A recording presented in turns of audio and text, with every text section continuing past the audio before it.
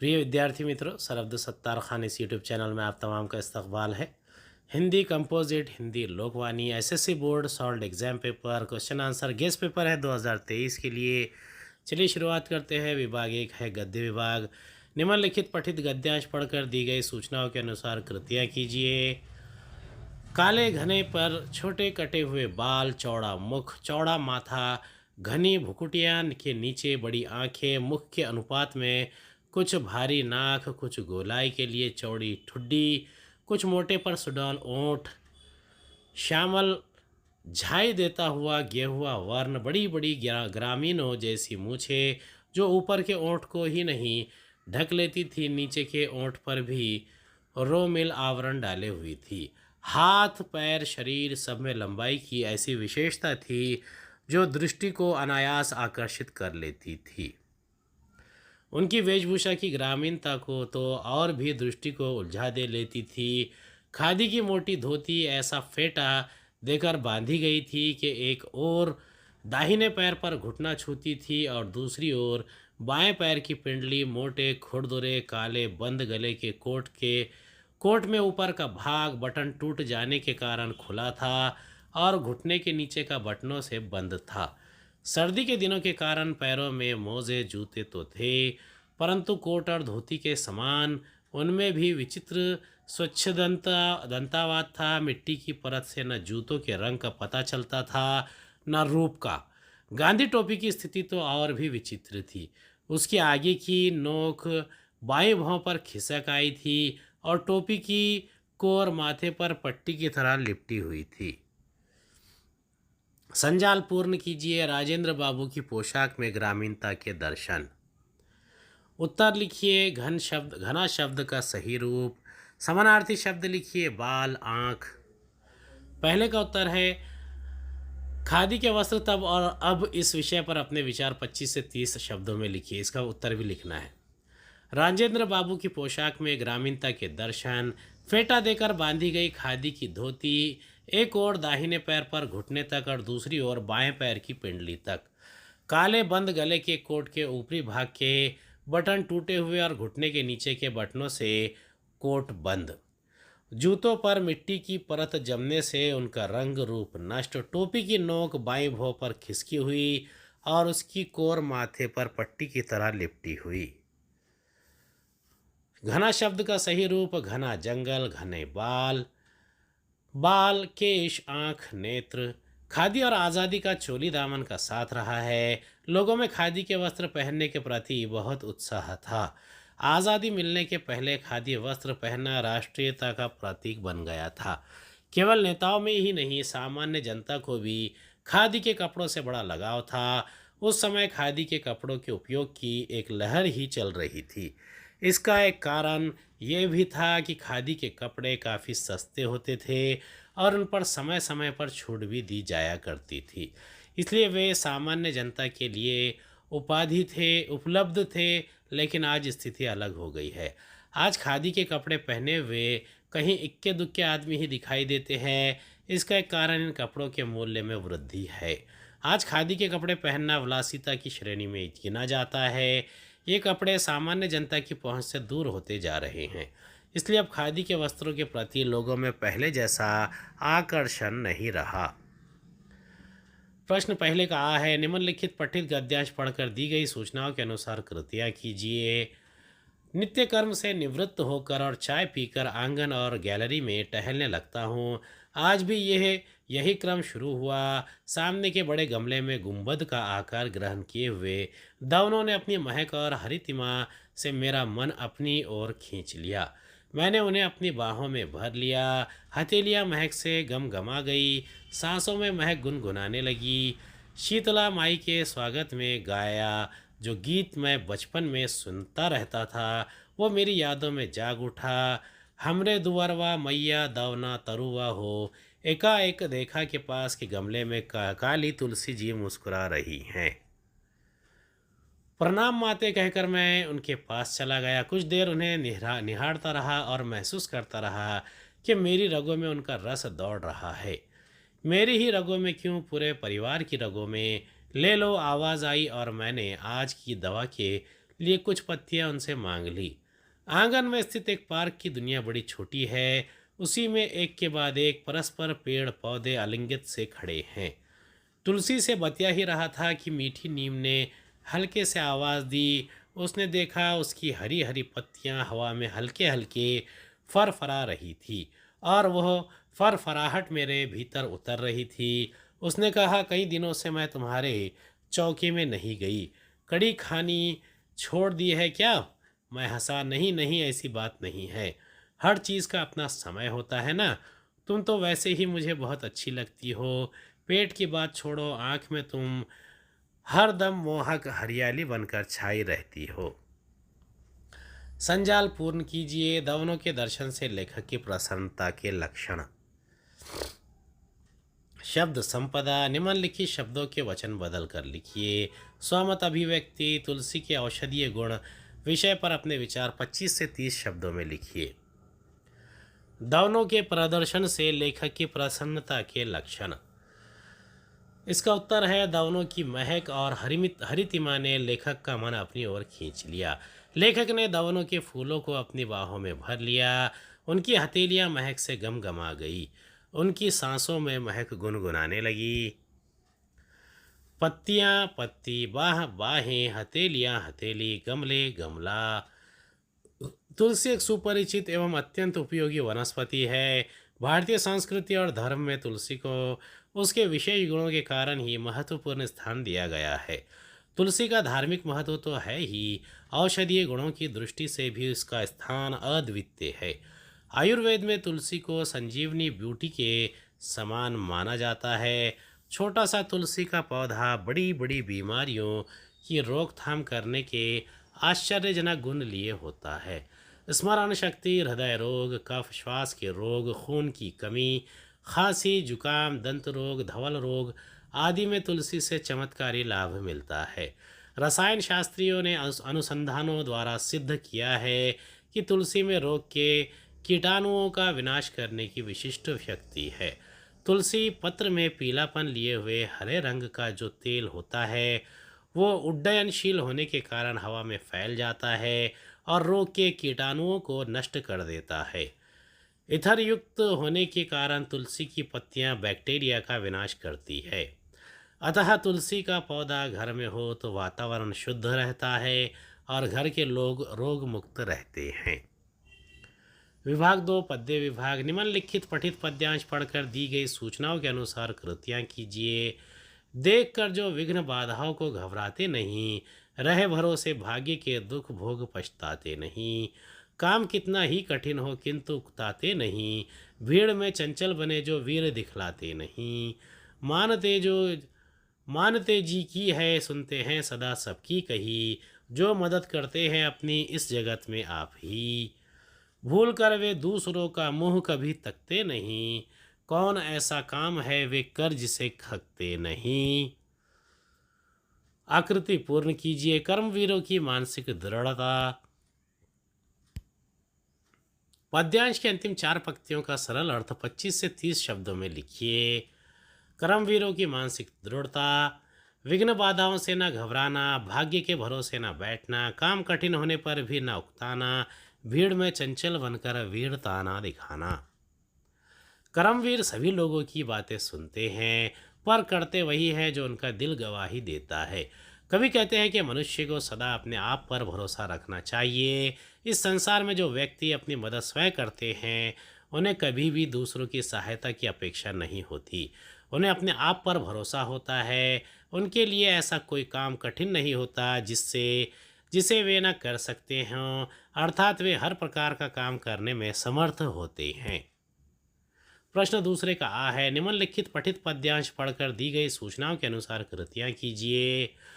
मानुष हो तो वही रसखान बसो मिली, गोकुल गांव की ग्वारन। जो पशु हो तो कहा बस मेरो चलो, चरो नित नंद की धनु मंझारन। पाहन हो तो वही गिरी को, जो धरिया कर छत्र पुरंदर कारन। जो खग हो तो बसै रहो करो, मिली कालिंदा कुल कदम्ब की डारन। धुरी भरे अति सुहत श्यामजू, तैसी बनी सिर सुंदर चोटी।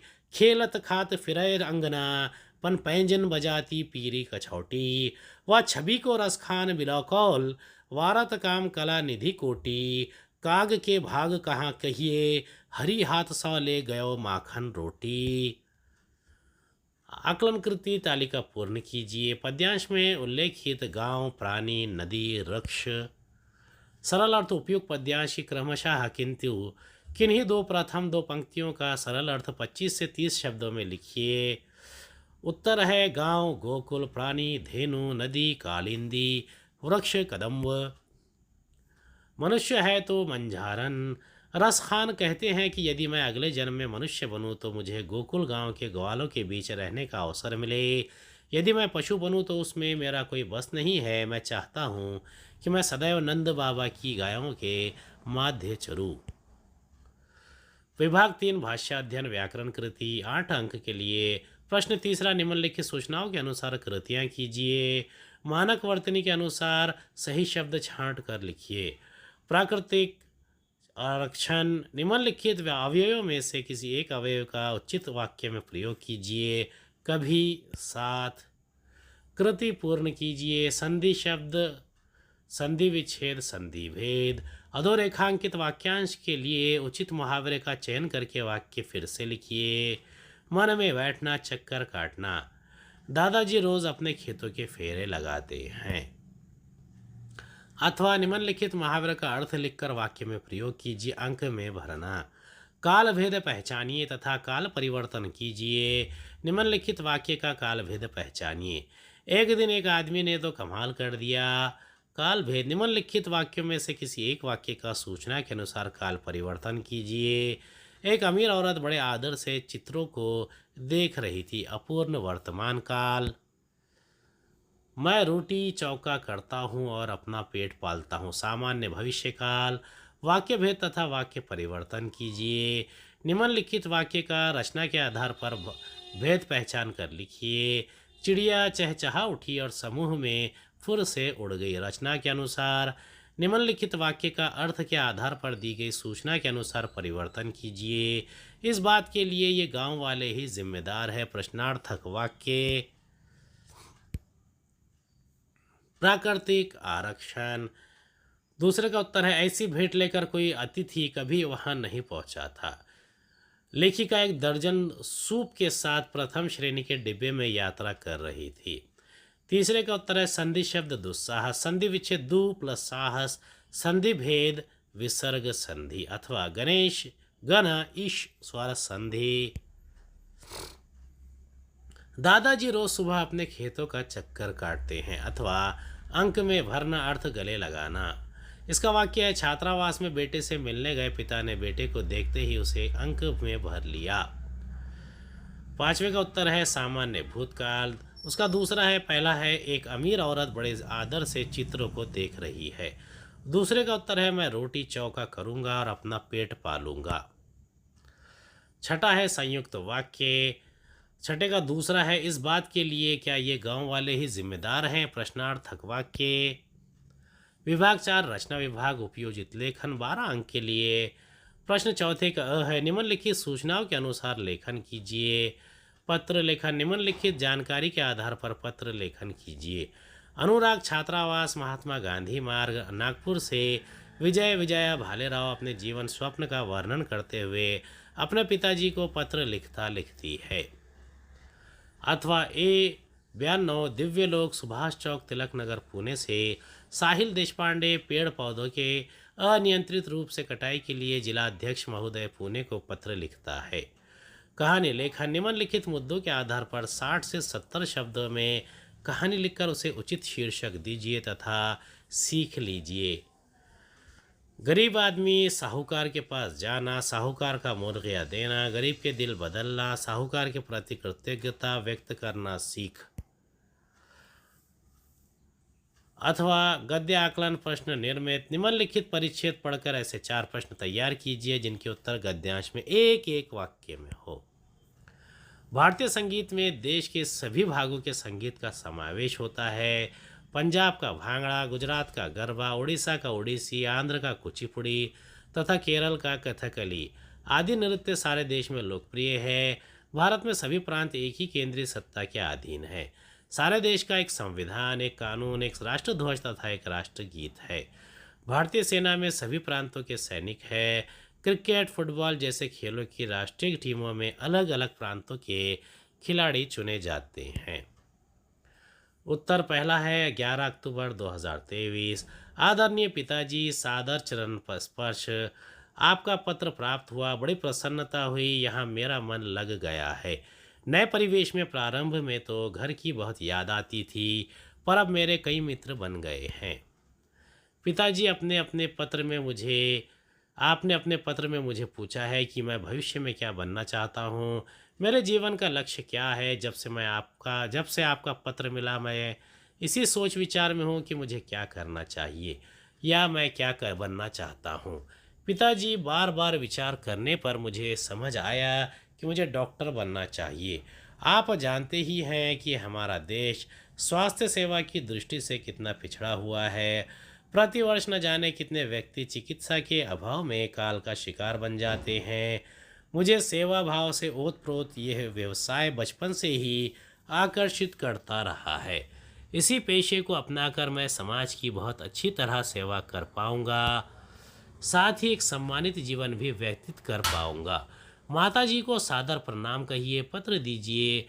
आपका पुत्र विजय भालेराव, 2 अनुराग छात्रावास, महात्मा गांधी मार्ग, नागपुर 440005। ईमेल आईडी है vijay@abc.coin.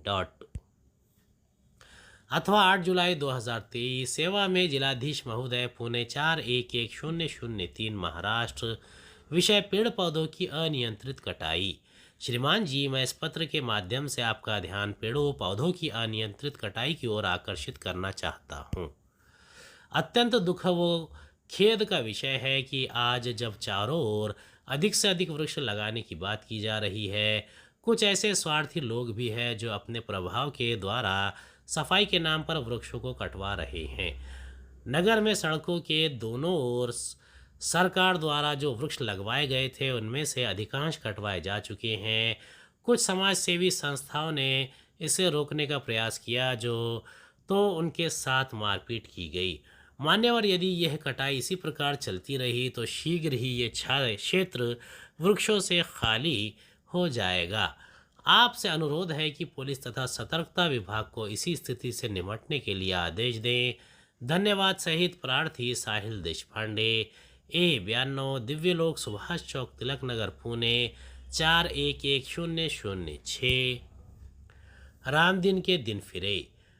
राजापुर गांव में रामदीन नाम का एक गरीब आदमी रहता था। उसके पास ना कोई खेत था और ना नियमित आय का कोई साधन। किसानों के खेतों में मेहनत मजदूरी करके वो किसी तरह अपना और अपने परिवार का पेट पालता था। एक बार कस्बे से एक साहूकार गांव के किसानों से अनाज खरीदने आया था। अनाज की बोरियां बैलगाड़ी पर लाद कर उसे कस्बे में ले जाना था। रामदीन ने उसके घर तक अनाज की बोरियां पहुंचाने में उसकी बड़ी मदद की थी।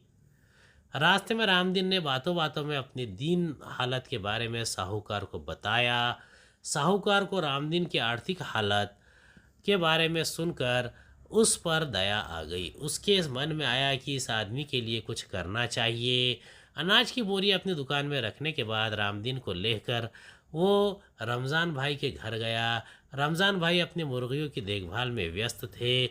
साहूकार ने रमज़ान भाई से कहा, रमज़ान भाई, इसे अंडे देने वाली 5 मुर्गियाँ चाहिए, बोलो कितने रुपए दे दूँ। रमज़ान भाई ने कहा, सेठ जी, ये रही 5 मुर्गियाँ, पैसे मैं दुकान पर आकर ले लूँगा। साहूकार ने 5 मुर्गियों को रामदीन के हवाले करके कहा, ले जा, इन मुर्गियों के अंडे बेचकर शायद तेरा कुछ कल्याण हो। रामदीन साहूकार का आभार व्यक्त कर मुर्गियाँ लेकर गांव लौट आया। अब अंडे बेचकर रामदीन की नियमित आमदनी होने लगी। धीरे धीरे उसने कुछ और मुर्गियाँ खरीद ली। अब रामदीन के दिन आराम से गुजरने लगे। रामदीन जब भी कस्बे जाता तब साहूकार के इस उपकार के प्रति कृतज्ञता व्यक्त करने से नहीं चूकता। सीख, दीन दुखियों की मदद करना हमारा कर्तव्य है।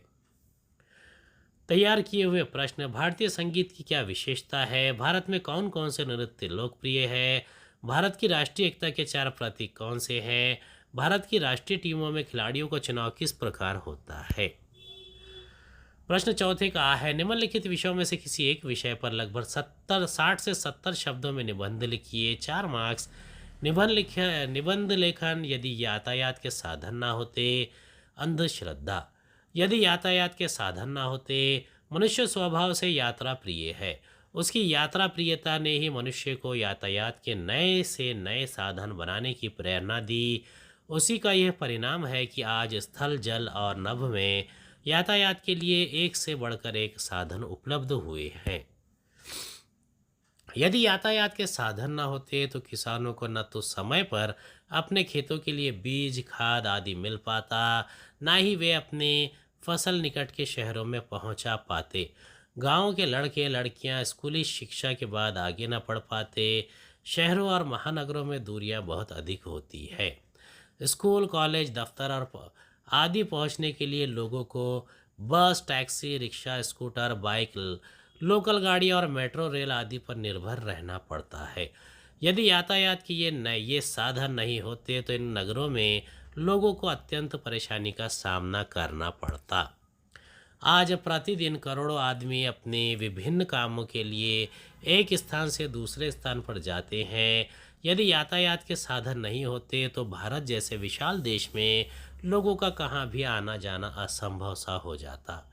नदी पार करने के लिए नॉर्वे नावें और स्टीमर आज भी उपयोगी है। समुद्री जहाज लंबी दूरी की जल यात्रा को सुगम बना रहे हैं। तेज गति वाले हवाई जहाज़ों ने देशों की दूरियां कम कर दी है। यदि यातायात के ये साधन न होते तो क्या विशाल विश्व एक मानव परिवार में बदल पाता। यातायात के विभिन्न साधन मानव के लिए वरदान ही है। यदि ये ना होते तो पता नहीं हमारे आवागमन की समस्याएं कैसे हल होती। अंधश्रद्धा। श्रद्धा का अर्थ है अच्छी बात पर निष्ठा रखना, लेकिन जिस बात को 4 आदमी सही कह रहे हों उसे आंख मूंद कर मान लेना उचित नहीं है। किसी बात को स्वीकार करने के पहले उसे तर्क वितर्क की कसौटी पर कस लेना आवश्यक है। बिल्ली के रास्ता काट जाने पर अपशकुन मानकर लोग कहीं जा रहे हों तो वापस लौट पड़ते हैं, यह उचित नहीं है। कई लोग घर से यात्रा पर निकलते समय किसी के छींक देने को अशुभ मानते हैं, यह उचित नहीं है। उनके अनेक लोग ग्रहण को भी अशुभ मानते हैं। आज विज्ञान से यह बात सिद्ध हो चुकी है कि ग्रहण किसी तरह लगता है, फिर भी लोग अपनी विचारधारा में परिवर्तन नहीं करते।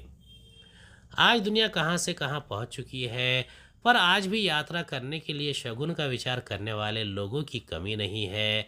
आज भी लोग सुंदर बच्चे या सुंदर वस्तु पर नज़र लगने की बात को सच मानते हैं। कई पढ़े लिखे लोग भी भूत प्रेत आदि में विश्वास करते हैं। जादू, टोना टोटका, जंतर मंतर के चक्कर में फंसकर अनेक लोग अपना धन और स्वास्थ्य बर्बाद करते हैं। अंधश्रद्धा के कारण अनेक पशुओं का वध किया जाता है।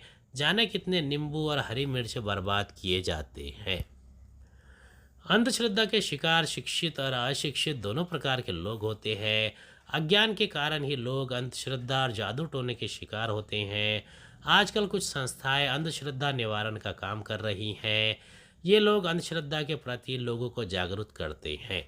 फिर भी यह बुराई पूरी तरह समाप्त नहीं हुई है। अंधश्रद्धा की यह बुराई समाज से कब जाएगी कहा नहीं जा सकता।